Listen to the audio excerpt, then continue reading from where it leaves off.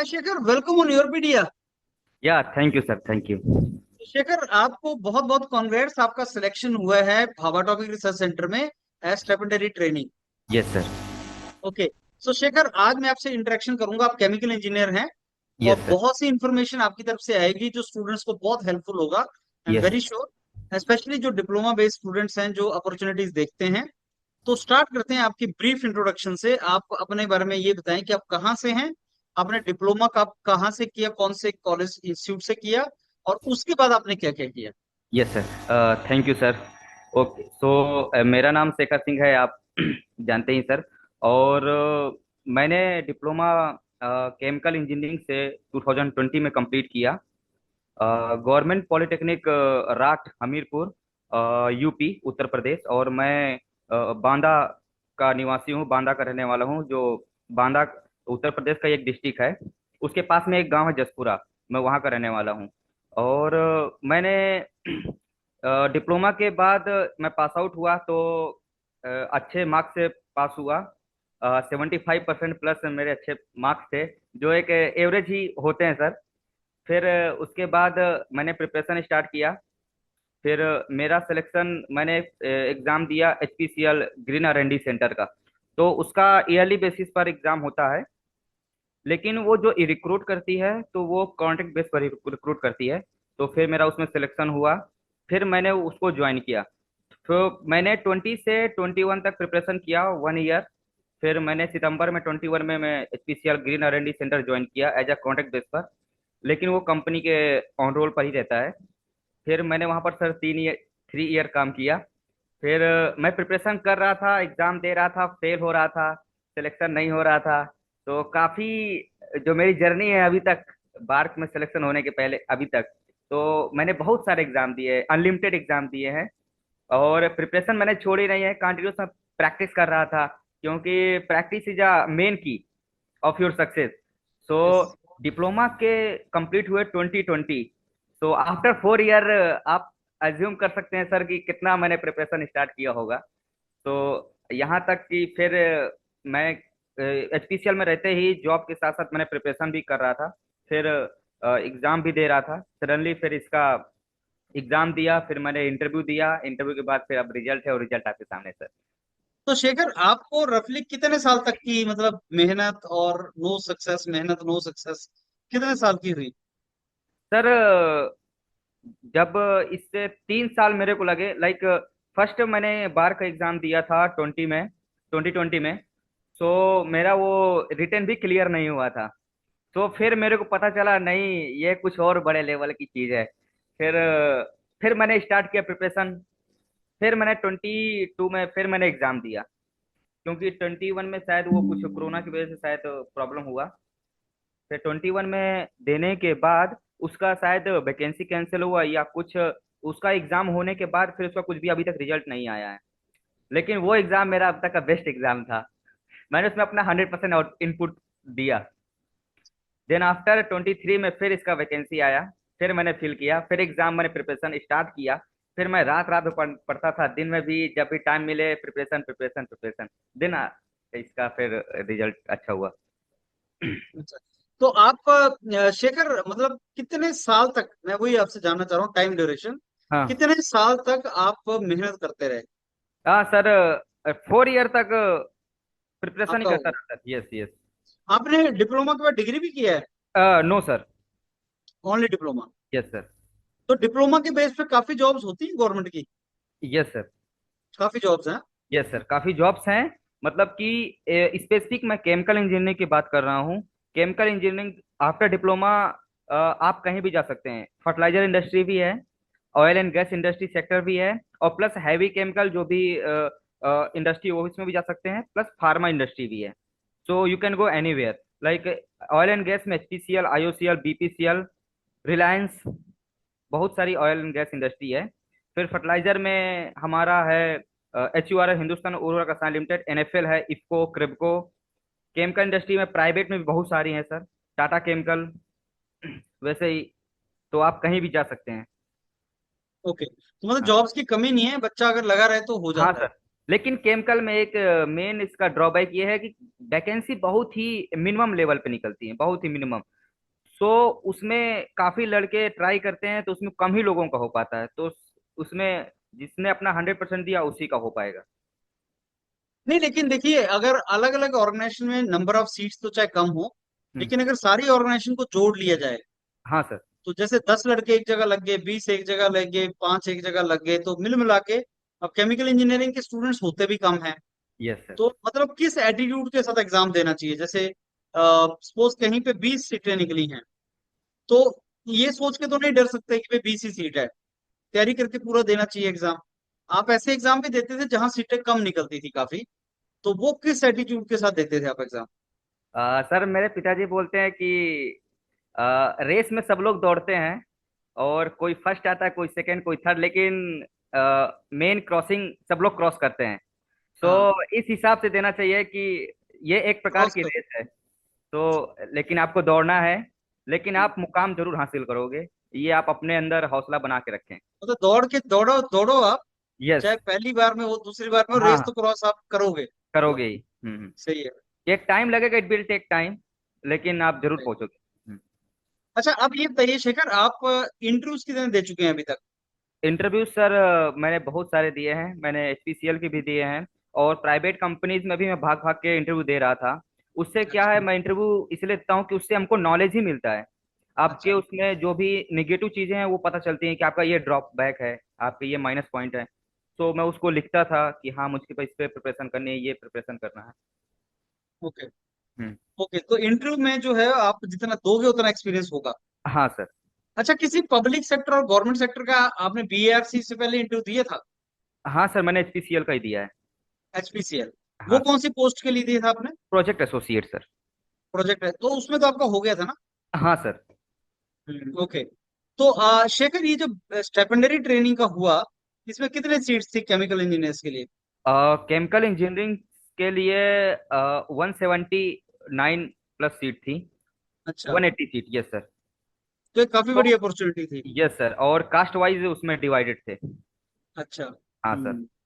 तो अब ऐसी इतनी इतने ज्यादा इतने नंबर में तो पोजीशंस नहीं आती हैं नॉर्मली।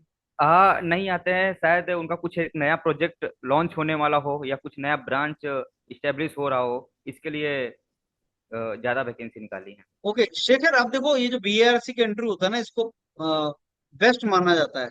Yes sir. बहुत डिफिकल्ट और बेस्ट इंटरव्यू बीएआरसी का होता है। तो इसमें आपसे रिक्वेस्ट करूंगा कि डिटेल में स्टूडेंट्स को बताएं कि आपका इंटरव्यू कैसा गया था, कितने लोग थे वहां बैठे हुए, और आपसे क्या क्या क्वेश्चन पूछे गए थे, और किस तरह का आपका गया था, सारा डिटेल में बताना। बिकॉज योर पीडीएफ पे बच्चे ये जानने के लिए आते हैं कि इंटरव्यू का एक्सपीरियंस क्या था कैंडिडेट का। यस सर, करेक्ट बड़े सर। ध्यान से सुनते हैं कि जो कैंडिडेट आएगा, हमारी इंटरेक्शन की खास बात यही होती है कि मैं स्टूडेंट्स के साथ ना, जो सिलेक्टेड कैंडिडेट है उनके साथ बहुत डिटेल में इंटरेक्शन लेता हूँ कि इंटरव्यू का बताओ डिटेल में। तो आप प्लीज डिटेल में थोड़ा बताना। Yes sir. मैं भी आपका पीडिया एजुकेशन पीडिया से जुड़ा रहता हूँ। उसमें सारी जॉब का डिटेल पता रहता है कि हाँ एचपीसीएल का निकला है, इसका सिलेबस प्लस इसमें क्या प्रिपरेशन कर सकते हैं। तो मुझे को मालूम है कि लोग किस लिए इस चैनल पे आ रहे हैं, तो उसी के अकॉर्डिंग मैं बताऊंगा। और मेरा मोटिव मेन ही है कि लोग इससे सीखें, प्लस उसी के अकॉर्डिंग तैयारी करें, उनको एक वेरी नया एक रास्ता पथवे मिलेगा। गुड। सो बार्क का मेरा एक इंटरव्यू 5 अप्रैल को था सर। देन मुंबई में मेन ही हेडक्वार्टर में ही उसका इंटरव्यू था। देन मेरा टोटल इंटरव्यू टाइमिंग था 48 मिनट, जो एक एवरेज से काफ़ी ज़्यादा रहता है सर, क्योंकि नॉर्मल 30-35 मिनट ही चलता है, मेरा 48 मिनट चला था। और पैनल में 8 लोग थे सर। और जैसे ही इंटर किए, फर्स्ट ऑफ ऑल पहले आपका इंट्रोडक्शन लेंगे कि आपका इंट्रोडक्ट क्या नाम है, कहाँ से आ रहे हैं, और आप क्या काम करते हैं। तो आपको पूरा डिटेलिंग में आपको बता देना है। कुछ भी आपको तोड़ मरोड़ के और कुछ भी ओवर बोलने की कोशिश नहीं करना है, जितना पूछे उतना ही बोलना है। सो मैंने अपना पूरा इंटरव्यू दिया, इंट्रोडक्शन दिया। देन उन्होंने बोला कि आप व्हाइट बोर्ड में जाइए। व्हाइट बोर्ड में जाते ही उन्होंने बोला कि आप अपने फेवरेट सब्जेक्ट लिख दीजिए। तो फिर मैंने 3 सब्जेक्ट उन्होंने लिखने के लिए बोले थे, मैंने 3 सब्जेक्ट लिख दिए। Fluid mechanics, heat transfer operation, mass transfer operation. So क्योंकि मुझे मालूम था कि उधर फेवरेट सब्जेक्ट ही पूछते हैं और उन पे ही आपको पूरा डीप से डीप, बेसिक से बेसिक प्रिपरेशन अच्छे से करनी है। मैंने वैसे ही किया। फिर फ्लूइड मैकेनिक्स मैंने लिखा, heat transfer operation, mass transfer operation, उस पे ही उन्होंने क्वेश्चन पूछना स्टार्ट किया। फ्लूइड मैकेनिक्स में जैसे पूछते हैं कि टाइप्स ऑफ फ्लूइड, फ्लूइड कैसे फ्लो करता है। दो प्रकार से फ्लूइड फ्लो करता है, टर्बुलेंट फ्लो, लैमिनार फ्लो, एक और होता है ट्रांजिशन फ्लो। और बर्नौली क्वेश्चन क्या है, ये फ्लूइड मैकेनिक्स में ही पूछ रहे थे। और फ्लूइड की क्या कैरेक्टरिस्टिक होती है, सेंट्रीफ्यूगल पंप के बारे में पूछ रहे थे, रेसिप्रोकेटिंग पंप के बारे में पूछ रहे थे, सेंट्रीफ्यूगल पंप कैसे काम करता है, पंप के टाइप क्या होते हैं, और सेंट्रीफ्यूगल पंप की कैरेक्टरिस्टिक क्या होती है, और इसका ग्राफ बनाइए। प्लस उसमें से आपको बेसिक भी पूछ रहे थे। जैसे अब ये तो एक ओवरव्यू ले लिया उन्होंने, अब यहाँ पे आपका नया क्वेश्चन स्टार्ट होता है जो आउट ऑफ सिलेबस होता है। मतलब कि आपको सब कुछ मालूम है, फ्लूइड क्या है, प्रेशर क्या है, टेम्परेचर क्या है, सब कुछ, लेकिन उनका जो क्वेश्चन पूछने का तरीका रहता है वो डिफरेंट रहता है। अब उन्होंने पूछा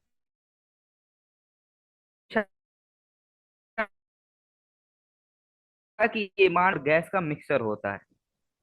hello sir, am I audible? Yes yes, go ahead. तो पाइप में पाइप में फ्लो कर रहा है। अब उसका बर्नौली क्वेश्चन से लगा के प्रेशर डिफरेंस बताइए। फिर मैंने बताना स्टार्ट किया, बर्नौली क्वेश्चन मैंने लिखा, फिर उस पर मैंने क्वेश्चन डाली। देन उन्होंने बोला कि इस पर वाल्व लगाइए, फ्लैंज लगाइए, पाइप को ऐसे मोड़िए, पाइप को वैसे मोड़िए, फिर इसका डिफरेंस बताइए। वैसे ही जैसे मुझको वो ना बता रहे थे कि ऐसे से इसमें कंडीशन है, उस कंडीशन पे ही मैं उनको ड्राइव करके इक्वेशन दे रहा था। फिर बोल रहे थे कि प्रेशर क्या है। बेसिक चीज होती है प्रेशर, लोगों भूल जाते हैं। आपको बेसिक से ही स्टार्ट करना है। जब भी आप कोई भी ब्रांच में पढ़ रहे हैं तो आपको बेसिक लेके चलना है। प्रेशर क्या है, टेम्परेचर क्या है, प्रेशर का यूनिट क्या होता है, बार होता है, पास्कल होता है, केजी पर मीटर स्क्वायर होता है। सो इसको आपने बताया, उसको बता रहे हैं इसको कैसे कैसे रिप्रेजेंट करते हैं, इसको यूनिट क्या होता है। फिर उसके बाद बोल रहे थे कि डिग्री सेल्सियस को डिग्री फ़ारेनहाइट में कन्वर्ट कीजिए, डिग्री केल्विन में कन्वर्ट कीजिए। जस्ट 1 मिनट के लिए, 30 सेकंड के लिए थोड़ा सा मेरा माइंड डाइवर्ट हुआ कि suddenly like fluid Bernoulli question से सडनली ये टेम्परेचर पे आ गए। ऐसे ही चलता रहता है, like plus minus up down वो लोग आपको परखने की कोशिश करते हैं कि आप कितना स्टेबल हैं। तो मेरा 30 सेकेंड तो मैं फार्मूला होता है सर एक, वो डिग्री सेल्सियस को फ़ारेनहाइट में कन्वर्ट करने के लिए, मैं 30 सेकेंड के लिए मेरे माइंड से थोड़ा स्किप हो गया। फिर मैंने सर, मैं कैन आई ड्रिंक वाटर? तो कह रहे हैं अरे आप कंफर्टेबल हो जाइए, आप आराम से बताइए, और यहाँ कुछ जल्दबाजी नहीं, हम भी बैठे हैं आपका सुनने के लिए ही। फिर कह रहे हैं आप पानी पी लीजिए, पानी पिया फिर मैंने सर। और उस समय लग रहा था कि मेरा ब्लड प्रेशर बढ़ गया है। लेकिन एक ऐसा होता है कि वो लोग सर बहुत ही कंफर्टेबल महसूस कराने की कोशिश करते हैं और बहुत ही फ्रेंडली होने की कोशिश करते हैं। क्वेश्चन ही वो पूछते हैं, वो तो ठीक है, लेकिन आप आराम से कंफर्टेबल हो जाइए, पानी पी लीजिए, फिर आराम से बताइए, ऐसा रहता है। फिर फिर दूसरा टॉपिक हीट ट्रांसफर पर गए सर। हीट ट्रांसफर के बारे में पूछा क्या क्या है, क्या क्या नहीं है, डिस्टिलेशन कॉलम के बारे में, एक्सट्रैक्शन के बारे में। और फिर मास ट्रांसफर में जंप किया सर उन्होंने। मास ट्रांसफर में भी पूछे कि ड्राइंग क्या होता है, ह्यूमिडिफिकेशन क्या होता है, ह्यूमिडिटी क्या होती है, एब्जॉर्प्शन क्या होता है, एडजॉर्प्शन क्या होता है। There are two differences sir, absorption and adsorption. जब उन्होंने एडजॉर्प्शन पूछा तो मेरे को एब्जॉर्प्शन सुनाई दिया। फिर मैंने वही उनको बताने का ट्राई किया, कह रहे हैं नहीं आप गलत बता रहे हैं। फिर कह रहे हैं नहीं हम एडजॉर्प्शन पूछ रहे हैं, एडी वाला। तो ये सब आपको उधर जब खड़े रहते हैं तो जब भी वो कुछ बोल रहे होते हैं तो कभी भी उनको इंटरप्शन नहीं करना है, कभी उनको कुछ बोलना नहीं, सडनली बीच में नहीं बोलना है। उनकी आप जो भी क्वेश्चन पूछ रहे हैं वो प्रॉपरली क्लियर सुनना है, क्या बोलने की कोशिश कर रहे हैं। और आप टाइम लीजिए बताने का कि आपको और इसमें कुछ भी नहीं है कि इंग्लिश बता रहे हैं, हिंदी बता रहे हैं, जो भी आपको लैंग्वेज आती है जिसमें आप कंफर्टेबल हो वो आप बताइए। और कोशिश कीजिए कि जो हिंदी मीडियम से हैं तो हिंदी में ही रखें, ठीक है। कुछ वर्ड्स होते हैं जो आप इंग्लिश में बता सकते हैं, क्योंकि प्रेशर है तो उसको आप दबाव में बोलेंगे, दबाव बोल सकते हैं। तो वो थोड़ा सा और लगेगा। बाकी मतलब हिंदी और इंग्लिश को मिक्स किया जा सकता है। हाँ सर, हिंदी और इंग्लिश को मिक्स किया जा सकता है। ओके। हाँ, और मास ट्रांसफर में फिर एब्जॉर्प्शन के बारे में मैंने बताया, डिफ्यूजन क्या होता है, डिफ्यूजन। सो आप मैं जब भी आप प्रिपरेशन कर रहे होते हैं तो डिप्लोमा वालों के लिए मैं बताना चाहता हूँ कि आप सिलेबस से पढ़िए। सिलेबस एक जो कॉलेज में रहता है उसको निकालिए, प्रिंट आउट रखिए, प्लस जो बुक्स होती हैं।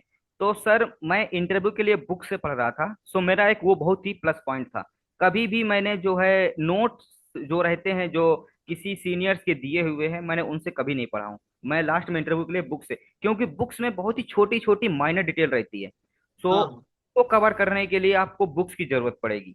बाकी आप जब भी कोई भी रिटर्न एग्जाम दे रहे हैं तो आप उसमें ओपी गुप्ता पढ़ सकते हैं, राम प्रसाद पढ़ सकते हैं, और मल्टीपल चॉइस क्वेश्चन के लिए और इंडिया बिक्स भी पढ़ सकते हैं।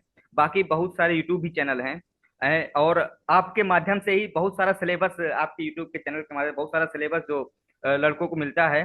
तो उस पर सिलेबस पर पहले फोकस करें, सिलेबस क्या कहने की कोशिश कर रहा है, क्या है उसका मोटिव, उसको कवर करें। सो और मैं तो कहता हूँ कि सीक्वेंस बाय सीक्वेंस पढ़ें, एक ही दिन में सब कवर करने की कोशिश मत करें। लाइक अगर मास ट्रांसफर ऑपरेशन पढ़ रहे हैं तो फर्स्ट चैप्टर है डिफ्यूजन का, डिफ्यूजन पढ़ें, एब्जॉर्प्शन पढ़ें, डिस्टिलेशन पढ़ें।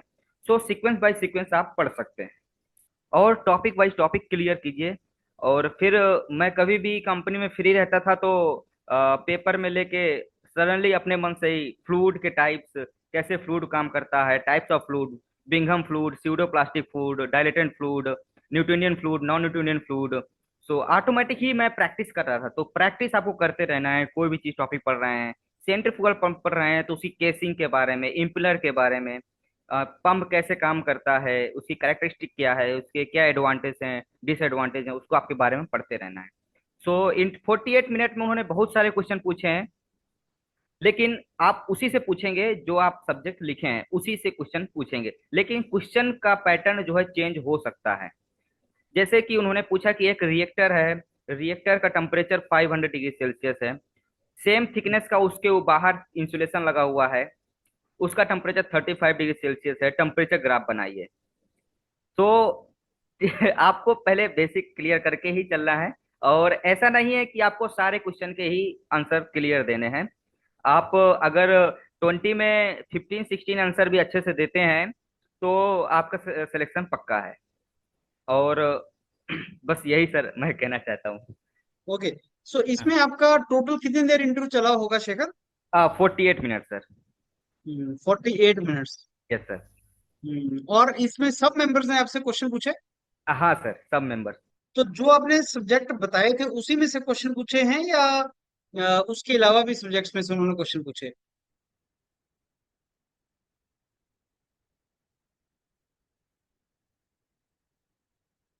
Shekhar, am I Audible?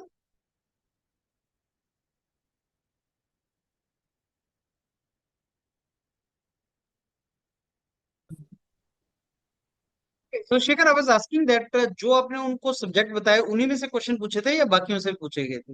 हाँ सर, बाकी से आपको 2-3 क्वेश्चन बाहर से पूछ सकते हैं, बाकी सब्जेक्ट वाइज ही क्वेश्चन पूछते हैं। तो मतलब जो आपने बताया उन्हीं में से क्वेश्चन पूछ लेते हैं वो। हाँ सर, बस क्वेश्चन का पैटर्न थोड़ा चेंज रहता है। तो आप जो स्टूडेंट जाएंगे इंटरव्यू देने उनको क्या टिप्स देना चाहते हैं? वो इंटरव्यू में किस चीज का ख्याल रखें? Yes sir. First of all आपको प्रॉपर फॉर्मल में जाना है, और फॉर्मल में जाने के बाद आपको जो भी सब्जेक्ट आप प्रिपरेशन, आपको जो भी स्ट्रॉन्ग सब्जेक्ट हैं, जैसे आप, मैं केमिकल इंजीनियरिंग के लिए बोल रहा हूँ, fluid mechanics, heat transfer, mass transfer. So उनको बिल्कुल क्लियर करके चलना है, बुक से पढ़िए आप, और या फिर किसी अदर सब्जेक्ट किसी सोर्स से पढ़िए, लेकिन बेसिक आपको बिल्कुल क्लियर करके चलना है, क्योंकि वो बेसिक ही पूछते हैं सर, और बेसिक में ही बच्चा मार्क मार्क खा जाता है, पीछे हो जाता है। सो आपको बेसिक लेके चलना है, प्रॉपर पढ़ना है, और आप मेन यूनिट्स के बारे में थोड़ा सा और अच्छे से आपका हाथ पकड़ कीजिए कि प्रेशर का यूनिट क्या होता है, टेम्परेचर का यूनिट क्या होता है, और कोई भी चीज हो उसके मेन डिटेलिंग डिटेलिंग माइनर चीजें जो है, जैसे पंप है, पंप की कोई भी पूछता नहीं है कि उसके करेक्टरिस्टिक कर्व क्या होता है, उसके बारे में आपको पता रहना चाहिए। और जैसे कि एब्जॉर्प्शन क्या है, एब्जॉर्प्शन क्या है, ह्यूमिडिटी क्या है, छोटी छोटी चीजें हैं सर। सो वही माइनर माइनर चीजें पूछते हैं जिसमें लोग थोड़ा सा भूल जाते हैं। अच्छा, अगर किसी क्वेश्चन का ना आंसर आता हो तो कैसे रिएक्ट करना चाहिए? हाँ सर, अगर आपको किसी क्वेश्चन का आंसर नहीं आया तो सॉरी सर, अभी याद नहीं आ रहा है। मैंने तो ऐसे रिएक्ट किया था सर, सॉरी सर, अभी याद नहीं आ रहा सर। तो लेकिन जो क्वेश्चन नहीं आ रहा है, अगर आप उसको थोड़ा सा तोड़ मोड़ के अगर उनको घुमाने की कोशिश करेंगे तो वो भी एक साइंटिस्ट बैठे हैं वो आपके सामने। सो उनको घुमाना वो रिटन एग्जाम में ही चलता है, बाकी एग्जाम में नहीं चलता है सर। ऑब्वियसली इतने लोगों को और इतने एक्सपीरियंस लोगों को घुमाया तो नहीं जा सकता। तो आप बाकी अपना ऑनेस्ट रहेंगे तो ज्यादा अच्छा है, तो वो हेल्प भी करते हैं। अगर यस तुम्हें सर, नई कुछ चीज आती है तो हेल्प करते हैं वो। ये सर कुछ हिंट देने की कोशिश करेंगे। अभी बर्नौली क्वेश्चन में ही उन्होंने कुछ एक पाइप का जो भी क्वेश्चन पूछे थे। सो सॉरी, सेंट्रीफ्यूगल पंप के बारे में पूछा था उन्होंने। सो मैं बोल रहा था कि सर डिस्चार्ज ज्यादा होगा, ठीक है, और वेलोसिटी कम हो जाएगी। तो कह रहे थे वेलोसिटी कैसे कम हो जाएगी। हमने सर उसका जो एरिया है वो थोड़ा सा उसको रोकने का काम करेगा फ्लूइड को। बोल रहे थे अरे ऐसा नहीं है, आप अच्छे से बताने हम सेटिस्फाइड नहीं है। फिर सडनली बोला कि अरे आप क्या एरिया की डिक्रीज हो रहा है ऐसा। हमने कहा हाँ सर, वही एरिया डिक्रीज इंक्रीज हो रहा है, तो इसीलिए उसका वेलोसिटी कम होगा, प्रेशर ज्यादा होगा। सो वो हिंट देते हैं ऑफ कोर्स, और आपकी बहुत सारी हेल्प करते हैं, प्लस आपको कंफर्टेबल कराएंगे, पानी पीजिए, आप आराम से बताइए। और बाकी आप जो है ज्यादा टाइम पढ़ाई में स्पेंड कीजिए। Like, अभी आपके पास ये मौका है, तो इसको जाने मत दीजिए। और पढ़ाई के साथ साथ लाइफ वर्क लाइफ बैलेंस बना के चलिए। तो अटल बिहारी वाजपेयी की कुछ पंक्तियां हैं जो मैं बताना चाहता हूँ। रार नहीं मानूंगा, हार नहीं मानूंगा, हार नहीं मानूंगा, रार नहीं ठानूंगा, कर्तव्य पथ से मैं हिलूंगा नहीं। और ये वही सर है कि आपको हार नहीं मानना है और कर्तव्य पथ पर अडिग रहना है, टिके रहना है, जब तक आपको मुकाम हासिल नहीं हो जाता है। सही है, ऑब्वियसली। क्योंकि यस अगर आप लगे रहोगे, एफर्ट करते रहोगे तो पहुंच जाते हो ठिकाने पे। और आजकल शेखर देखा देखा ये गया है कि बहुत सी अपॉर्चुनिटीज आती हैं, आ रही हैं। और जो कोर ब्रांच के बच्चे हैं ना, जैसे केमिकल, मैकेनिकल, इलेक्ट्रिकल, क्योंकि पीछे कुछ टाइम में एडमिशन्स कम हुआ है बच्चों को और सब लोग कंप्यूटर्स वगैरह की तरफ जा रहे थे, तो अपॉर्चुनिटीज बढ़ गई हैं। इजीली बच्चों को चीजें मिल सकती हैं अगर वो मेहनत करते रहें। और वो एक बच्चों को मेहनत करने का जो एक वो है, वो भी कम हुआ है, स्टेमिना भी कम हुआ है कोविड के चलते। तो अब अगर जो स्टूडेंट लगा रहता है उसको मिल जाता है, अपॉर्चुनिटीज उसको एक्सप्लोर होती हैं। और यस ऐसी सी अपॉर्चुनिटी जैसे BARC वगैरह है, ये वंडरफुल अपॉर्चुनिटीज होती हैं। लाइफ में एक बार मिल गया तो लाइफ सेट हो जाती है। यस इसके सर, लिए जितनी भी मेहनत हो कम होती है। 2 साल, 3 साल, 4 साल, लेकिन अब तो इसके बाद पूरी लाइफ आपको एक स्टेबल करियर मिलता है। तो इसके लिए मेहनत मार ली जाए तो अच्छा होता है, पूरी लाइफ यस स्ट्रगल करने से अच्छा है ये 3-4 साल मेहनत कर ली जाए। Yes sir. चलिए, बहुत सही है शेखर। और आपसे बात करके बहुत अच्छा लगा। और आपने सारा जो बच्चों को बताया, आई एम वेरी श्योर तो उनको बहुत इससे बेनिफिट होगा, हेल्प होगा। यस और सर। आपका ये अभी हम वीडियो पब्लिश करेंगे तो जो स्टूडेंट्स की क्वेरीज कुछ होंगी इस पे, तो ओके आप सर, इसी पे उनको बच्चों को आंसर भी कर देना। राइट बिल्कुल शेखर? बिल्कुल बिल्कुल सर। चलिए, अगेन थैंक्स अ लॉट, आपने टाइम दिया। And thank you so again much. Congratulation for your thank you success. Sir, thank you sir. Yes.